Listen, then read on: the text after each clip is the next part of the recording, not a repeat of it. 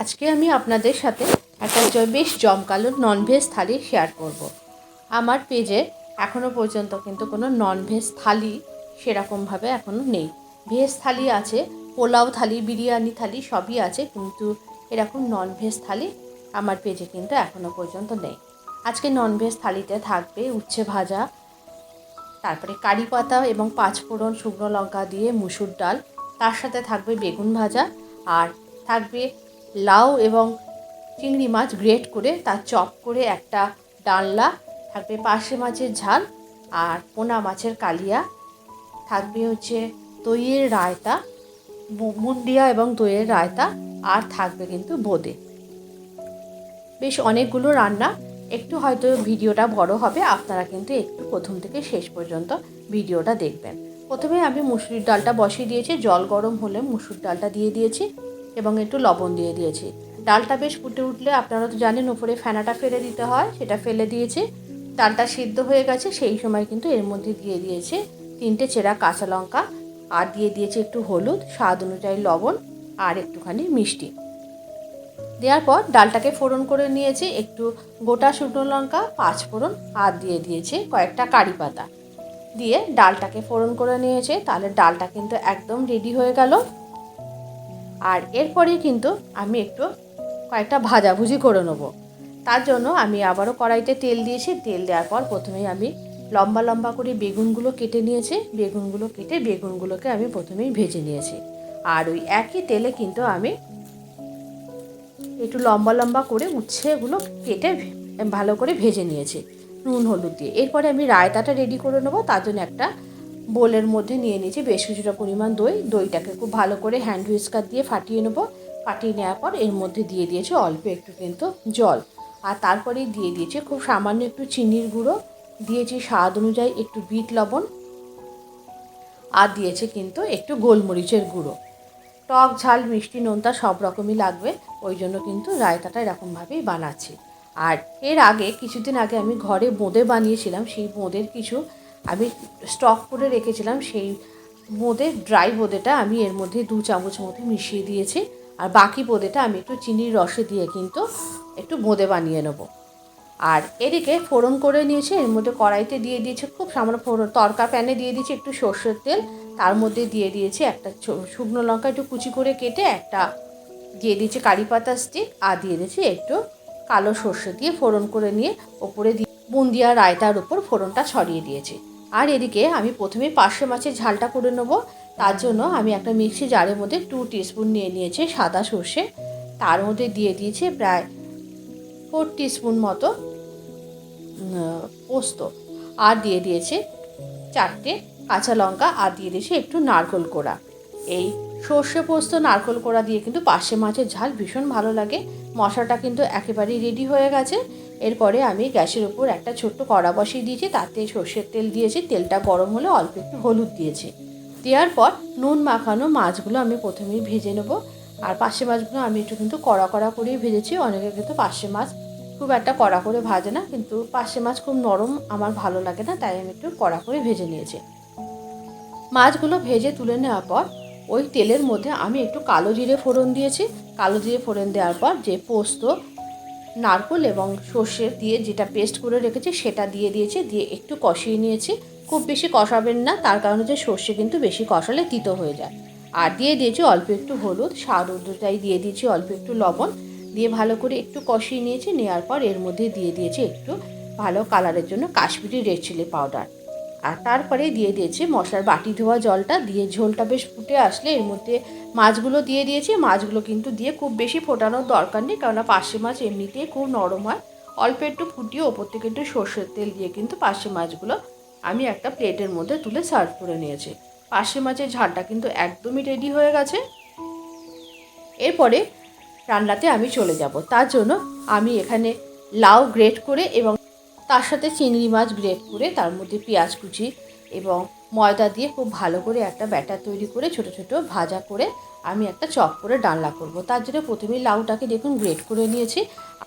তারপর মিক্সি জারের মধ্যে কিন্তু চিংড়ি মাছগুলো দিয়ে দিয়েছি, তার সাথে দিয়ে দিয়েছি 4টে কাঁচা লঙ্কা, দিয়ে খুব ভালো করে আমি চিংড়ি মাছগুলোকে একটু পেস্ট করে নিয়েছি। আর এদিকে গ্রেট করা লাউগুলোকে এরকম হাত দিয়ে দিয়ে জলটাকে নিংড়িয়ে নিতে হবে যতটা সম্ভব হয়। তার মধ্যে পেঁয়াজ কুচি দিয়ে দিয়েছি আর দিয়ে দিয়েছি গ্রেট করে রাখা চিংড়ি মাছটা। এই চপটা কিন্তু যদি ডালনা না করে এমনিও যদি খাওয়া যায়, ডালের পাতে মুচমুচে ভাজা, সেও কিন্তু ভীষণ ভালো লাগে। সেক্ষেত্রে আপনারা একটু কর্নফ্লাওয়ার দেবেন। এর মধ্যে দিয়ে দিয়েছে কিন্তু অল্প একটু নুন, খুব সামান্য একটু চিনি, আর দিয়ে দিয়েছে অল্প একটু হলুদ, আর বাইন্ডিংয়ের জন্য দিয়েছে ময়দার জায়গায় কিন্তু আপনারা বেসমও ইউজ করতে পারেন। দিয়ে খুব ভালো করে হাত দিয়ে মেখে নিয়েছি। এদিকে ফ্রাই প্যানের মধ্যে তেল দিয়ে আমি দেখুন ছোটো ছোটো বড়ার আকারে কিন্তু এগুলোকে বেশ লাল লাল করে উল্টিয়ে পাল্টিয়ে ভেজে নেবো। এগুলো কিন্তু বেশ ক্রিস্পি করে ভাজতে হবে। এগুলো কিন্তু শুধু খেতেও ভালো লাগে, সন্ধ্যাবেলা কিন্তু স্ন্যাক্স হিসাবেও কিন্তু এটা খুব ভালো একটা স্ন্যাক্স। এর সাথে যদি একটু শশা কুচি নিয়ে নেন, একটু পেঁয়াজ কুচি, তাহলে কিন্তু দারুণ একটা জম্পের স্ন্যাক্স হিসাবেও কাজ করবে। এরপরে এই গ্রেভি বানানোর জন্য আমি কিছু জিনিস এখানে গুছিয়ে নেবো। তার জন্য আমি একটা চপিং বোলের মধ্যে নিয়ে নিয়েছি 3টে মিডিয়াম সাইজের পেঁয়াজ, দিয়ে ভালো করে চপ করে নিয়েছি। আর এদিকে মিক্সি জারের মধ্যে একটা টমেটো, একটু চারমগজ, একটু কাঁচা লঙ্কা, একটু কাজু বাদাম আর অল্প একটু কিশমিশ দিয়ে খুব ভালো করে কিন্তু একটা মিহি পেস্ট বানিয়ে নেবো। এদিকে কড়াইতে দিয়ে দিয়েছি সর্ষের তেল। তেলটা ভালো করে গরম হয়ে গেলে এর মধ্যে তেজপাতা, একটু গোটা জিরে আর একটু জয়িত্রী ফুল ফোড়ন দিয়েছি। জয়িত্রী ফুল ফোড়ন দিলে কিন্তু একটা অসম্ভব সুন্দর ফ্লেভার আসে। এরপরে এর মধ্যে দিয়ে দিয়েছি গ্রেট করে রাখা পেঁয়াজটা একটু গোল্ডেন ব্রাউন হয়ে গেলে এর মধ্যে যে বাদামের পেস্টটা করে রাখলাম, বাদাম আর কিশমিশ দিয়ে, সেটা এর মধ্যে দিয়ে দিয়েছি। দেওয়ার পর খুব ভালো করে কষিয়ে নিয়েছি যেন বাদামের কাঁচা গন্ধ না থাকে। তারপরে এর মধ্যে একে একে কিছু বেসিক মশলা দিয়ে দিয়েছি, যেমন হলুদ, একটু কাশ্মীরি রেড চিলি পাউডার, একটু নুন, আর দিয়ে দিয়েছে অল্প একটু চিনি। দিয়ে খুব ভালো করে মশলাটাকে ভেজে নিয়েছি। এদিকে ওভেনের আর একদিকে কিন্তু আমি বেশ কিছুটা পরিমাণ সসপ্যানে গরম জল বসিয়ে দিয়েছিলাম। জলটা গরম হয়ে গেছে, আর তারপরে আমি এই মশলার মধ্যে গরম জল দিয়ে দিয়েছি। অবশ্যই গরম জল দেবেন, গরম জল দিলে কিন্তু যে কোনো রান্নার স্বাদ খুব ভালো হয়। যখন ঝোলটা বেশ ফুটে এসে তখন এর মধ্যে দিয়ে দিয়েছি একটু ড্রাই রোস্ট করে রাখা কসুরি মেথি। দেওয়ার পর এর মধ্যে বড়াগুলো দিয়ে দিয়েছি। দিয়ে একে একে বড়াগুলো কিন্তু বেশিক্ষণ রাখিনি, রান্নাটা একেবারেই রেডি। ওপর থেকে 2 চামচ ঘি ছড়িয়ে দিয়েছি। তারপরে একটা প্লেটের মধ্যে সার্ভ করে নিয়েছি। এরপরেই আমি মাছের কালিয়াটা রান্না করব। মাছের কালিয়াটা একটু রেজালা টাইপের করব, সেই জন্য আমি এখানে একটা ছোট কড়ার মধ্যে একটু গরম জল দিয়ে তার মধ্যে পেঁয়াজ, আদা, লঙ্কা আর একটা বড় সাইজের টমেটো দিয়ে খুব ভালো করে সিদ্ধ করে নিয়েছি। টমেটোর খোসাটা কিন্তু সিদ্ধ হয়ে যাওয়ার পর তুলে ফেলে দিয়েছি। এদিকে একটা ফ্রাই প্যানের মধ্যে সর্ষের তেল দিয়ে আমি একে একে কাতলা মাছগুলোকে ভালো করে ভেজে নিয়েছি। ভেজে নেওয়ার পর মাছগুলো কিন্তু একটু বেশ লাল লাল করেই ভাজতে হবে।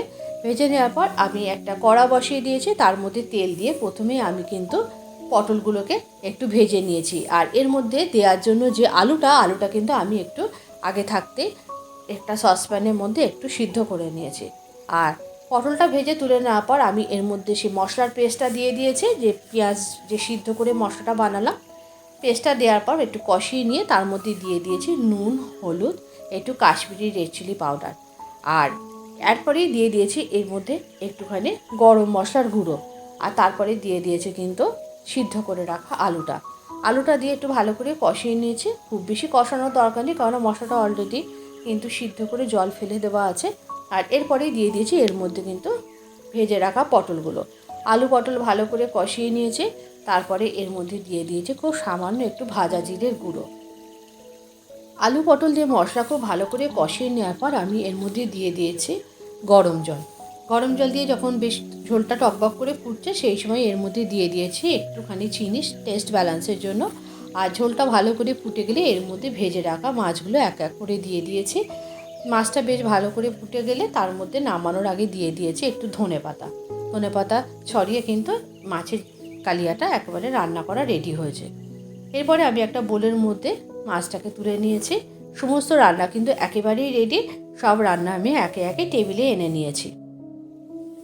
এরপরে আমি একটা থালার মধ্যে সমস্ত কিছু একে একে কিন্তু সাজিয়ে দিচ্ছি। দেখুন, প্রথমেই কিন্তু আমি থালার মধ্যে গরম ভাতটা নিয়ে নিয়েছি।